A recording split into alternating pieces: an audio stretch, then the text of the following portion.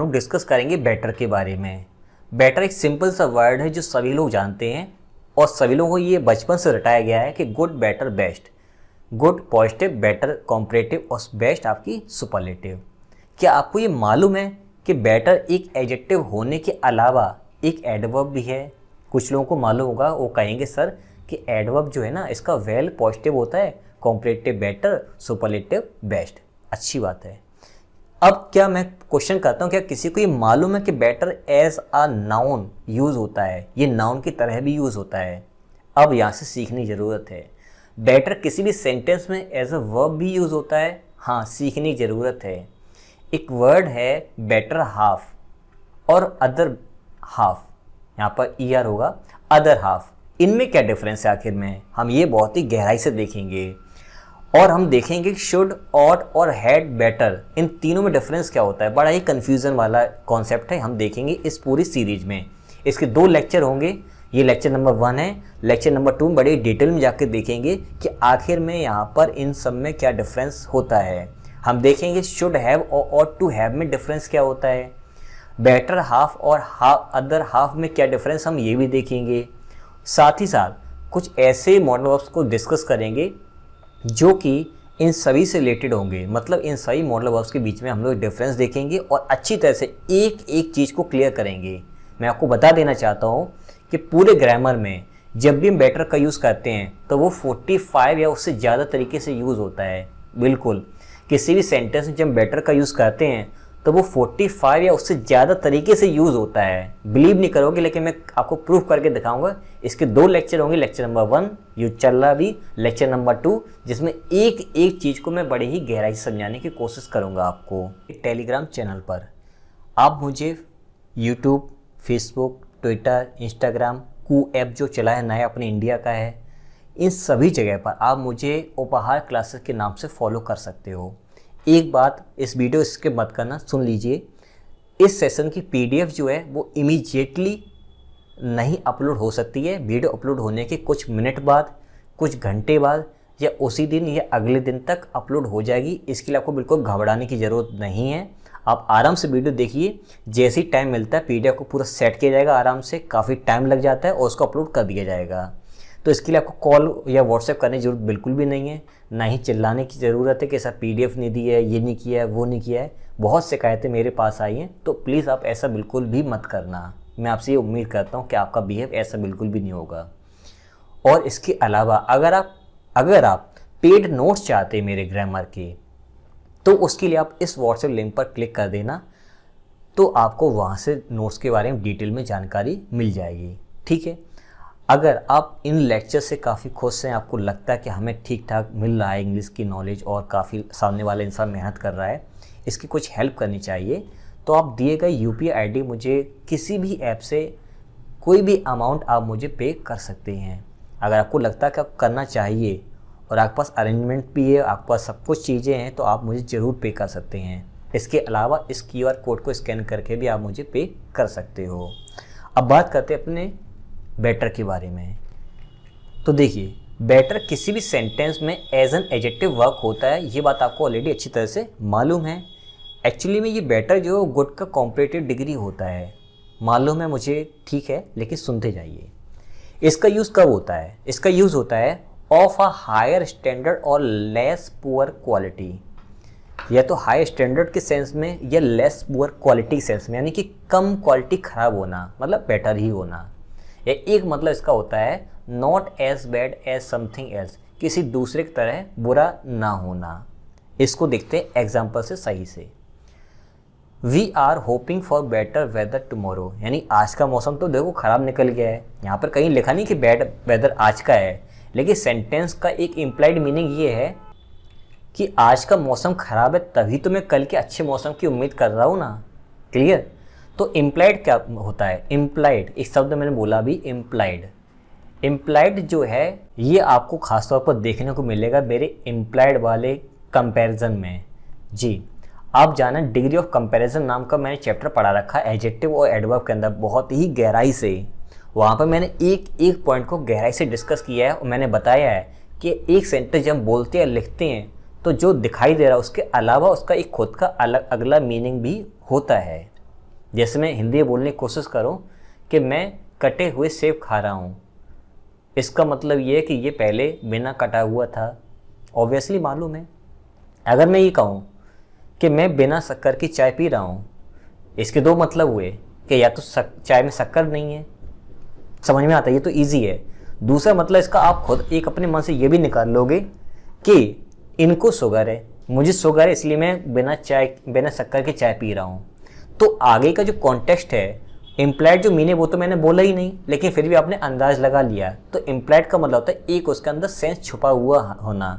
तो वही यहाँ पर बेटर बता रहा है कि हम उम्मीद करते हैं कि कल का मौसम अच्छा होगा, इसका मतलब आज का मौसम खराब है। आई होप आपको चीज़ें क्लियर हो गई होंगी। Her work is getting better and better, उसका काम जो है वो अच्छा और अच्छा और अच्छा होता ही जा रहा है। अगर आप फोकस करने की कोशिश करें तो एडजेक्टिव के अंदर, और आई थिंक मैंने वर्ब एडवांस के अंदर भी ये बताया था कि कुछ ऐसी वर्ब्स होती हैं, आई थिंक उनको इनकोएटिव वर्ब्स बोलते हैं। इनकोएटिव वर्ब्स ऐसी वर्ब्स होती हैं जिनके बाद जब भी डिग्री आएगी तो वो हमेशा और हमेशा कॉम्प्लीट डिग्री में आती हैं, क्योंकि वो इंक्रीजिंग को शो करती हैं, वृद्धि को शो करती हैं। ठीक है, मतलब उसका काम पहले अच्छा नहीं था लेकिन अब दिन प्रतिदिन अच्छा होता चला जा रहा है। Clear? He is in a much better mood than usual, हमेशा की तरह देखा जाए तो आज उसका मूड कुछ ज़्यादा ही अच्छा है। इट मीन्स हम लोग कंपैरिजन कर रहे हैं, लेकिन सबसे अच्छी बात ये यहाँ पर है कि सभी सेंटेंस कॉम्प्लीट डिग्री होने के बावजूद हम लोग यहाँ पर देन का यूज़ नहीं कर रहे हैं। क्यों? क्योंकि इन सभी के अंदर इम्प्लाइड मीनिंग छुपा हुआ है। हम एक इम्प्लाइड का मतलब क्या है कि दूसरी चीज़ या दूसरी चीज़ों से कंपैरिजन कर रहे हैं कहीं ना कहीं, जो कि हमारे सेंस में छुपा हुआ है, वो दूसरा सेंटेंस है। गहराई समझ में आ रहा है ना आपको? Very good. Next, the meal could not have been better, मतलब खाना जो है वो इससे ज़्यादा अच्छा नहीं हो सकता था। नहीं हो सकता था मतलब जो भी अभी तक खाया है वो तो बुरा ही था, लेकिन ये वाला जो था मैं उम्मीद नहीं करता हूँ कि मील उससे ज़्यादा अच्छा होगा। यहाँ पर उम्मीद किसने की है या किसको लगा वो डजेंट मैटर, लेकिन वहाँ पे खाने को बताया कि उसकी क्वालिटी बताई जा रही है, कैसा था, बेटर था। Could not have been better, वो ज़्यादा अच्छा नहीं हो सकता था। ठीक है, कोशिश पूरी की गई है। There is nothing better than a long soak in a hot bath. There is nothing better, कुछ भी अच्छा नहीं हो सकता है सिर्फ एक ही चीज़ के, कि एक हॉट बाथ में लॉन्ग सोक, मतलब सोक का मतलब देखो तरबतर करना होता है, गीला करना होता है। मतलब एक हॉट बाथ अच्छी खासी लीजिए जिसमें हम लोग अच्छी तरीके से रह सकें, इससे अच्छा कोई भी आइडिया नहीं हो सकता है। सर्दियों के हिसाब से सेंटेंस लिखा हुआ है। If you can only exercise once a week, अगर आप सप्ताह में केवल एक बार ही एक्सरसाइज करते हो ना, it is better then nothing, तो जो आप कुछ भी नहीं करते उससे तो अच्छा ही है। That is better then nothing, ये एक ईडियम भी है, सॉरी इसको मैं प्रोवर्ब बोलूँगा, something is better then nothing. तो वही यहाँ पर एक नए तरीके से लिखा गया है। बाकी की सेंटेंस आपको समझ में आ रहा होगा। अब खासतौर पे एक बात आपको ध्यान यहाँ पर देना है, दो बातों का। एक तो ये कि better than taking no exercise at all, अगर आप कुछ भी एक्सरसाइज नहीं करते हो ना तो उससे अच्छा तो ये कम से कम सप्ताह में एक बार तो तुम एक्सरसाइज कर ही लो। एक तो इसका मतलब ये इम्प्लाइड मीनिंग ये निकला है। जो दूसरा मीनिंग, जो दूसरा सेंटेंस मैं बार बार छुपा रहा हूँ सभी सेंटेंस के अंदर, उसका मैंने इसमें समझा दिया है कि इसका एक इम्प्लाइड मीनिंग ये है। मतलब ये सेंटेंस एक्चुअली मुझे लिखना चाहिए था जो मैंने लिखा नहीं, लेकिन आपको समझ में आ गया है। दूसरी बात यहाँ पर ये है कि ये देन नथिंग किसके लिए आया है। एक्चुअली में क्या है कि आगे जो एक्सरसाइज करना कम था, इस एक्सरसाइज का यहाँ पर एक्सरसाइज करना है, इसका मतलब एक्सरसाइज ना करना है, तो एक्सरसाइज ना करने से अच्छा एक्सरसाइज करना। तो यहाँ पर इतना बड़ा सेंटेंस जो इस नथिंग के अंदर छुपा हुआ है कि सप्ताह में जो, यानी कि तुम जो एक्सरसाइज बिल्कुल भी नहीं करते पूरे सप्ताह, उससे तो अच्छा है कि सप्ताह में एक बार तुम एक्सरसाइज कर ही लो। ध्यान दो, मैं कितना डीप में आपको लेने जाने की कोशिश कर रहा हूँ ताकि आपको चीज़ें समझ में आ जाएं, और उम्मीद करता हूँ आपको समझ में आ रही होंगी। एक इसका मतलब होता है बेटर का मोर सुटेबल और एप्रोप्रिएट, बहुत सुटेबल होना या एप्रोप्रिएट होना है किसी के, यानी कि इसकी हिंदी अगर मैं बोलने की कोशिश करूँ तो उपयुक्त तो होना, इस तरह से। Can you think of a better word than nice, मतलब तुम बार बार नाइस वर्ड बोल रहे हो ना, तो क्या तुम नाइस वर्ड से कुछ अच्छा वर्ड सोच सकते हो क्या? तो बेटर मतलब कुछ एप्रोप्रिएट होना, कुछ सुटेबल वर्ड होना। कहीं पर नाइस वर्ड अच्छा नहीं लग रहा ना, तो मैं कह रहा हूँ कि नाइस ना बोल के कुछ और बोलो, वो बेटर रहेगा। ठीक है, it would be better for him to talk to his parents, उसके लिए अच्छा होगा कि वो अपने माता पिता से बात करे अबाउट हिज प्रॉब्लम्स, अपनी समस्याओं के बारे में। मतलब वो बात तो बहुत सारे लोगों से कर रहा है, एम्प्लॉय मीनिंग क्या है, बात तो उसने काफ़ी लोगों से की है, मुझसे भी कर रहा है, लेकिन तुम्हारे लिए उसके लिए अच्छा ये होगा तो अपने पेरेंट्स से डायरेक्ट बात करें, क्योंकि सॉल्यूशन वही निकालेंगे। Clear. Next, you would be better going by बस, अच्छा ये होगा तुम्हारे लिए कि तुम सीधे बस से निकल जाओ और कोई तरीका मत अपनाओ। नेक्स्ट इसका यूज़ होता है मोर एविल, काफ़ी योग होना, एविल का मतलब तरीके से काफ़ी उस चीज़ के सुटेबल होना। शोइंग मोर स्किल, ज़्यादा कुशल होना किसी चीज़ में। She is far better at science than her brother, यानी कि एक तो उसका भाई साइंस में अच्छा है और एक वो भी अच्छी है, लेकिन वो कुछ ज़्यादा ही अच्छी है। बेटर को फार से जोड़ा गया है, तो देखो यहाँ पे फार जो दिया ना, इसकी इंटेंसिटी बढ़ा रहा है, कितना, कुछ ज़्यादा ही अच्छा। मच की जगह लिखा गया है, आप चाहो तो मच लिख सकते हो यहाँ पर। तो साइंस में उसका भाई, वो दोनों लोग टैलेंटेड हैं, लेकिन यहाँ पर वो कुछ ज़्यादा ही अच्छी है। और जब किसी चीज़ में हम अच्छे होते हैं तो वहाँ पर एट का यूज़ करते हैं, जैसे गुड एट होता है। अगर आप बेटर लिख दिए तो थोड़ा सा अजीब लग रहा होगा देखने में, डिग्री चेंज हो सकती है, लेकिन वहाँ पर एट तो आएगा ही आएगा। गुड के साथ में एट की जगह टू भी आता है, ये बात मैंने प्रेपोजिशन के एडवांस लेक्चर में बता रखा, आप जाकर के जरूर देख लेना एक बार। एक इसका यूज़ होता है लेस इल और अनहैप्पी, कम बीमार होना या फिर खुश ना होना, दुखी होना, उस सेंस में। जैसे कि she is a lot better today, वो आज कुछ ज़्यादा ही अच्छी है, मतलब पहले से बेटर है, या तो पहले जो अनहैप्पी थी उससे ज़्यादा अच्छी है, या पहले जो बीमारी थी उससे अब कम बीमार है। His leg was getting better, उसकी लेग जो वो ठीक हो रही थी, तो ऑब्वियसली इनकोएटिव वर्ब है, इस वजह से यहाँ पर गुड की जगह बेटर लिखा है। दूसरी बात यहाँ पर ये है कि जो उसकी बीमारी थी अब उससे वो बाहर निकल रहा, मतलब बीमारी कम हो रही है। You will feel all the better for a good night sleep, अगर तुम अच्छी सी नींद लेते हो ना तो तुम्हें बहुत ही अच्छा फील होगा, यानी कि तुम जो इलनेस तुम्हारे अंदर है वो काफ़ी दूर हो जाएगी। Fully recovered after an illness, किसी बीमारी से बिल्कुल ठीक हो जाते हैं तब हम बेटर यूज़ करते हैं। कब यूज़ करते हैं? इन गुड हेल्थ अगेन, जब हम अच्छी हेल्थ फिर से प्राप्त कर लेते हैं। Don't go back to work until you are better, काम पर तब तक मत जाना जब तक तुम अच्छे ना हो जाओ, यानी कि जो तुम्हारी प्रॉब्लम्स थी, मतलब जो तुम्हारी हेल्थ पहले थी उतनी तुम रिकवर जब तक न कर लो तब तक मत यहाँ पर काम पर जाना। अब देखते हैं बेटर के कुछ ईडियम्स जिसमें better as an adjective work करेगा। अब आपको ध्यान ये देना है कि ज़्यादातर जो ईडियम्स होते हैं जिसमें बेटर आता है are the entries for the noun and verbs in the idiom, वो नाउन और ईडियम वो वर्ब से रिलेटेड होते हैं। जैसे मैं बोलूँ better luck next time, is at luck, नहीं समझ में आया है, समझाता हूँ मैं। द बेस्ट या बेटर पार्ट ऑफ समथिंग का मतलब क्या होगा? Most of something specially a period of time more than half of something. Example से बिल्कुल सारी चीज़ें क्लियर हो जाएंगी। He drank the best part of a bottle of scotch waiting for her to get home, मतलब उसने क्या किया, उसने अपने खास समय यानी उसने आधे से ज़्यादा समय या सबसे अधिकांशतः समय उसने स्कॉच पीने में बिता दिया उसके इंतजार में कि उसको वो घर ले जाएगा, बस उस लड़की उसको घर पर ले जाना है। अब वो आएगी तभी तो उसको घर पर ले जाएंगे ना, अब उसका वो वेट कर रहा है और वेट करते करते उसने स्कॉच जो है वो काफ़ी ज़्यादा पी ली है। तो यहाँ पे दो मतलब हैं, या तो उसने अपने एक काफ़ी समय उसने बर्बाद कर दिया वेट करने में, या एक मतलब ये हो सकता है कि उसने आधे से ज़्यादा वेट में करने में टाइम निकाल दिया है। बिल्कुल बात समझ में आ गई है? तो ये दो बातें तो क्लियर हो गई हैं। अब इसको फिर समझो कि ईडियम्स जो होते हैं इसमें बेटर का यूज़ होता है वो हमें देखने मिलते हैं नाउन या वर्ब के साथ में। ठीक है, अगर आप बेटर के कुछ ईडियम्स देखना चाहते हैं तो आपको वर्ब और नाउन के अंदर जाना पड़ेगा देखने के लिए। जैसे कि बेटर लक नेक्स्ट टाइम, अब लक यहाँ पर देखिए क्या है, नाउन है। क्लियर? कोई खास रूल नहीं था, फिर भी मैंने आपको समझा दिया कि ये बेटर कहाँ देखने को मिलेगा जब आप देखने की कोशिश करो। The journey took her the better part of an hour का मतलब ये हुआ कि जर्नी ने लगभग उसका 1 घंटे के आसपास समय निकाल दिया, या 1 घंटे के लगभग आधा समय निकाल दिया है। किस सेंस में बोला गया है, कितने टाइम में बोला गया है, वो जब बोलोगे किसी के सामने और जो घटना हुई होगी उससे पता करेंगे कि आधा समय बताया जा रहा है कि पूरा समय बताया जा रहा है।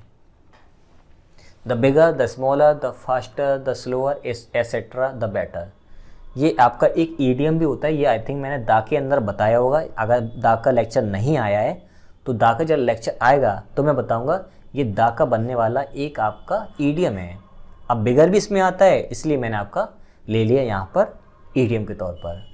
To say that something should be as big, small, etcetera as possible. कोई चीज़ या तो बड़ी हो सकती है या स्मॉल हो सकती है, जितनी वो हो सकती है। जैसे मैं बोलने करूँ, कोशिश करूँ, आई लव गिविंग पार्टीज़। मुझे पार्टी देना पसंद है। The bigger the better. जितनी बड़ी होगी उतनी बेटर होगी, उतनी ही अच्छी होगी। यानी कि मुझे पार्टी देना पसंद है, लेकिन जितनी बड़ी हो उतनी अच्छा होगा। इस सेंस में यूज़ करते हैं इस वाले ईडियम को।